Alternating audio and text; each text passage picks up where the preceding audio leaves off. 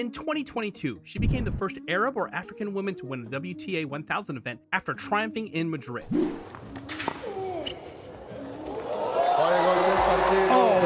what a way to finish! She is a trailblazer, history maker, and forever smiling Tunisian. Yes, Ons Jabeur is well known for her pioneering abilities, and her happy disposition has defined what is possible. In this video, we will detail the top 10 things about Jabeur's background, lifestyle, and net worth. Number 10. Background.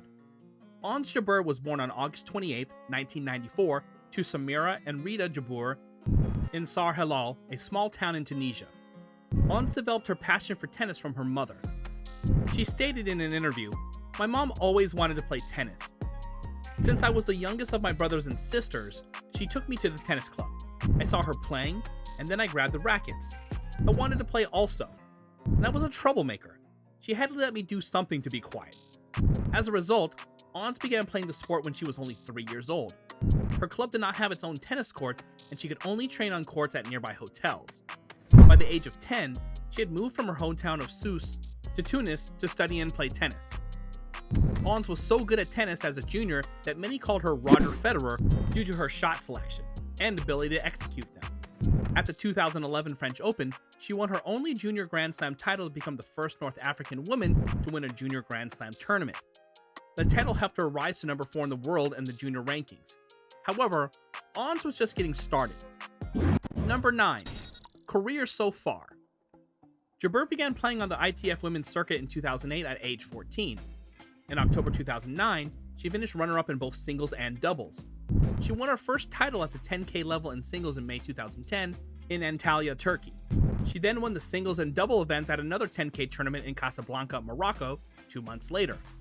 After some growing pains on the circuit, in 2017, Jabeur participated in all 4 Grand Slam singles events for the first time.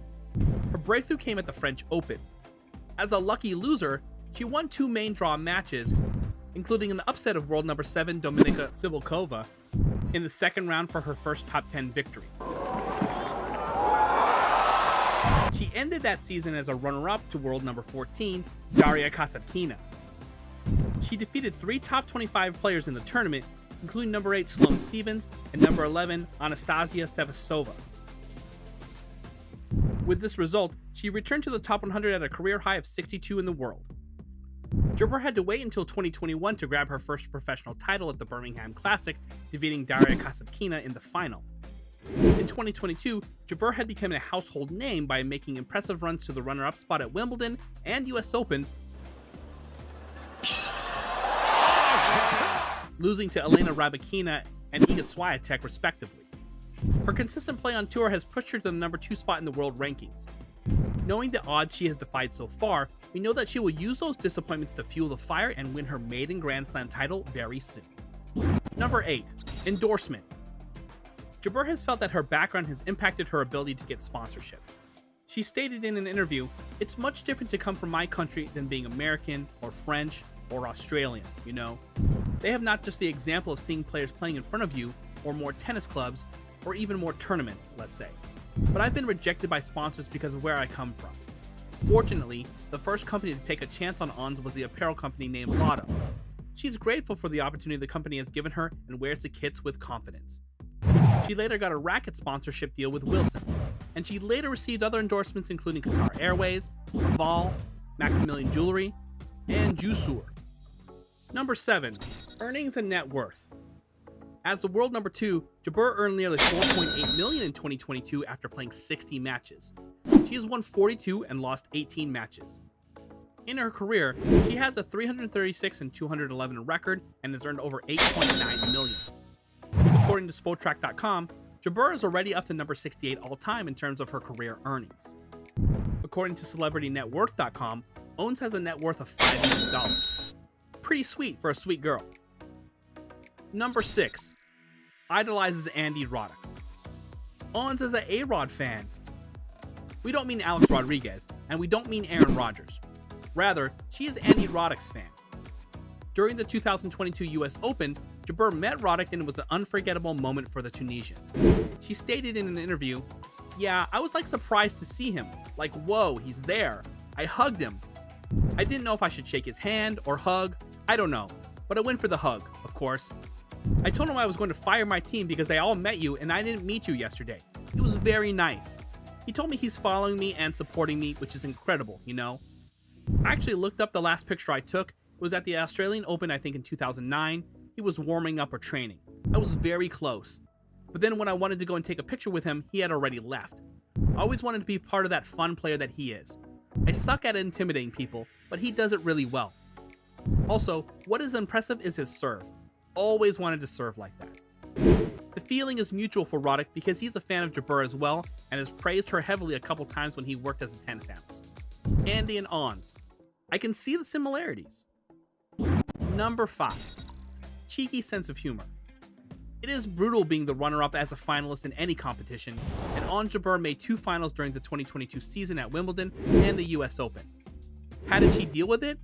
2 words. Cheeky humor. Ons Jabeur joked that Elena Rybakina stole her title following her heartbreaking loss in the final. She stated in the post-match, Yeah, I mean, Elena stole my title, but it's okay. she laughed, speaking to Sue Barker in her encore interview. I love this tournament so much, and I feel really sad, but I mean, it's tennis. There is only one winner. After losing the US Open, Ons made a similar comment. She stated in the post-match interview, Jabeur said, I want to thank the crowd for cheering me up. I really tried, but Iga didn't make it easy for me. She deserved to win today. I don't like her very much right now, but it's okay. Do you see the pattern? Yes, there's a lot of hurt behind the losses, but somehow Ons keeps it together with humor. Number 4. Iconic postal stamp. In her homeland of Tunisia, Ons Jabeur is one of the most popular athletes in the country and is adored by its citizens. To celebrate her accomplishments, Ons Jabeur has been honored with a postage stamp bearing her image. The stamp, unveiled by Tunisia's postal service, depicts Jabeur pumping her fist and carrying the national flag. The stamp was one of 22 that paid tribute to the Tunisian women who have distinguished themselves in various fields. A series of stamps was shown at an exhibition in the capital. The Tunis commemorated Women's Day, which is celebrated on August 13th in the North African country. Yes, Ons Jabeur has put her stamp on the future of tennis in Tunisia. You get it? Number 3. Fitness training is key. Off-season training is key to Ons' success during the season. She conducts a month and a half to 2 months of really intense activity to prepare the body. At the end of the year, usually around November or December, she does 10 days of just fitness. It involves a lot of running and cardio to get her body ready for what's coming next. After those 10 days, usually loads of fitness training are more than tennis training by concentrating on more strength. When she is about to play tournaments, she can train more in tennis and fitness, including her movement. Number 2. Balanced diet. Ons' diet only changes when she has a long match and needs to recover or needs certain carbs and protein. Usually with athletes, it's always protein, rice, or pasta. However, she has more of a fish and rice diet. She admitted, the only time that changes is during the off-season when I want to eat some unhealthy things, which is also healthy and good for the mind. After all, we are human beings, we need to enjoy life as much as we can. Yes, Ons has a strict in-season diet, but is more relaxed in the off-season. That sounds quite balanced. Number 1. Philanthropy and husband. In July 2021, auctioning one of her rackets to help hospitals in her native Tunisia fight COVID-19, Jabeur, who will add a personal donation to the amount collected during the sale, said the money raised would be used to buy drugs and medical equipment. It came at a time when the country was in dire need of assistance because they had a record number of COVID-19 contaminations in the public hospitals with an unprecedented influx of patients. She admitted, it is for a good cause. Jabeur said on Instagram, I cannot stay here to watch my country go through difficult situations. Yes, Ons always steps up. Ons Jabeur is married to Karim Kamoun. He's a Russian-Tunisian with an impressive sporting degree of his own. Karim is a professional fencer who has represented Tunisia in numerous international tournaments. Kamoun also has a master's degree in sports science and in 2017 made the transition from his own sporting career to become Jabeur's physical trainer. The couple tied the knot in 2015 after 2 years of dating. Kamoun and Jabeur still live in Tunisia on the beachside on the city of Sousse. Man, they look like a cute couple. What do you think of Ons Jabeur's lifestyle and career so far? Do you think she will win her first Grand Slam title in 2023 and become the world's #1? Let me know in the comments section. Smash the like button and subscribe for more premium sports related content. Until next time.